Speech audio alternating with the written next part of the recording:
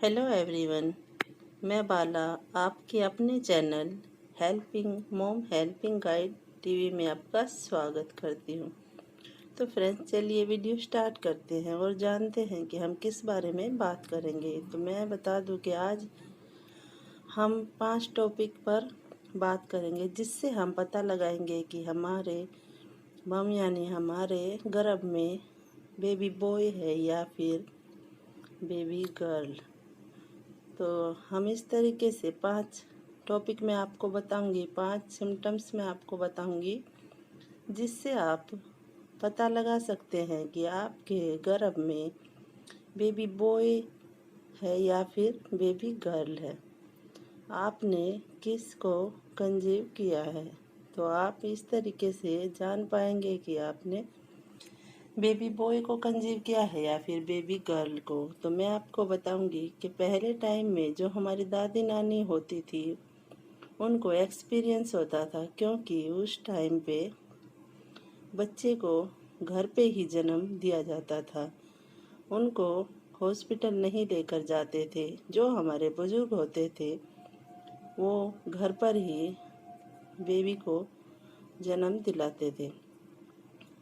तो उनको एक्सपीरियंस होता था कि उनको पता होता था कि किसको बेबी बॉय होने वाला है या बेबी गर्ल होने वाला। तो हमारी दादी नानी जो है, वो पहले से ही बता देती थी कि इसको बेबी बॉय होने वाला है और इसको बेबी गर्ल होने वाली है। तो इस तरीके से हमें पता चल जाता था कि हमें क्या होने वाला है और हमारे घर पर कौन आने वाला है। तो फ्रेंड्स, आज हम उन्हीं अपनी दादी नानी के नुस्खों के बारे में या उन्हीं सिम्टम्स के बारे में बात करेंगे कि वो कौन से सिम्टम्स हैं जिनसे हम पता लगा सकते हैं कि हमने किसको कंसीव किया है।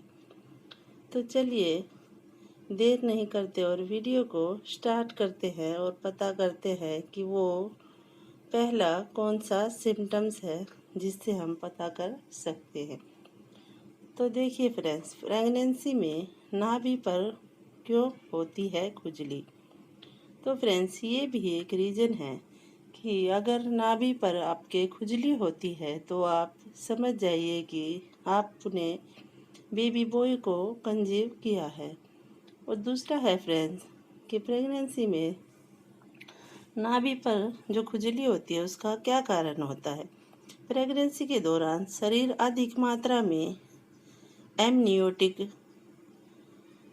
फ्लूइड बनाने लगता है। इसकी वजह से गर्भाशय का दबाव नाभि पर आने लगता है, जिसकी वजह से खुजली होती है और कभी कभी पेन भी होता है।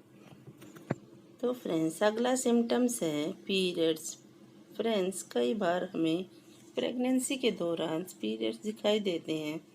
या तो लाल लाल रंग के रैश से होते हैं या फिर कभी हल्का लाल पानी, या फिर कभी कभी हमें हल्का हल्का ब्लड भी दिखाई देने लगता है। तो आप समझ जाइए कि आपने बेबी बॉय को कंसीव किया है।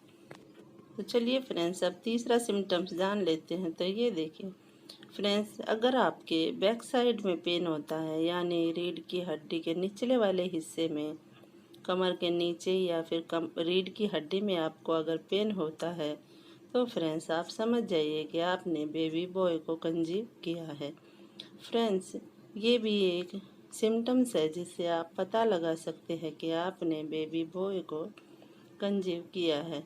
अगर आपके रीढ़ की हड्डी में भी हल्का पेन होता है तो भी आप समझ जाइए।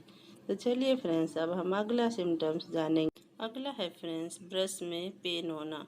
अगर आपकी ब्रेस्ट में पेन हो रहा है, हल्का पेन हो रहा है, अगर आपके निप्पल्स ज़्यादा डार्क कलर के हो गए हैं फ्रेंड्स, अगर आपके निप्पल में पेन हो रहा है और उसमें हल्का पानी आ रहा है, तो भी आप समझ जाइए कि आपने बेबी बॉय को कंसीव किया है।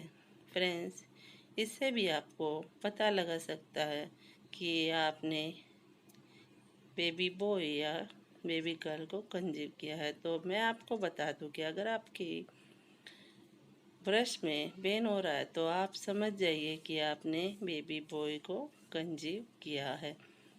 तो इस तरीके से भी आप पता लगा सकते हैं। तो चलिए फ्रेंड्स, अब मैं आपको अगला सिम्टम्स बताती हूँ कि आपको कैसे पता लगेगा या आप कैसे पता लगा सकते हैं।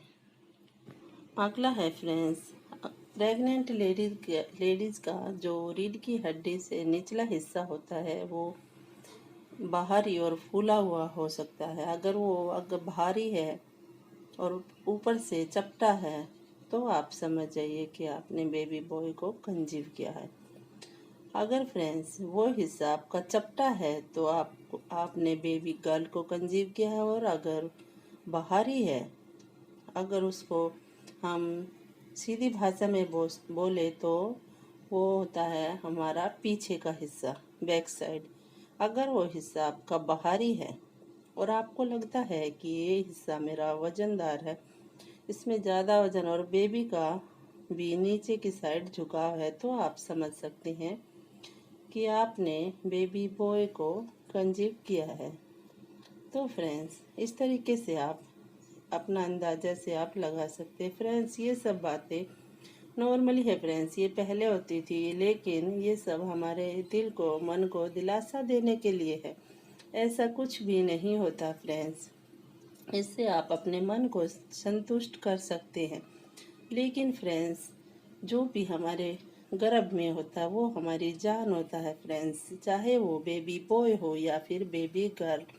लेकिन लोग उत्साह हो जाते हैं कि हमारे घर पर कौन आने वाला है, बेबी बॉय या फिर बेबी गर्ल। फ्रेंड्स, भगवान जो हमारे लिए चूज करता है वो बहुत ही बेटर होता है। तो फ्रेंड्स, आप खुश रहिए, चाहे बेबी बॉय है या फिर बेबी गर्ल। तो फ्रेंड्स, आपको कोई भी टेंशन लेने की ज़रूरत नहीं है। आप सिर्फ ये सोचिए कि आप माँ बनने वाली हैं।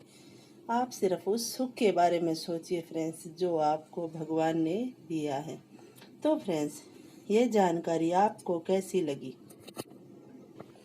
मुझे कमेंट में ज़रूर बताएं। अगर वीडियो पसंद आई तो प्लीज़ एक लाइक कीजिए, वीडियो को शेयर कीजिए और चैनल पर नए हैं तो आप चैनल को सब्सक्राइब करना बिल्कुल भी ना भूलें। Okay friends, till then, bye bye.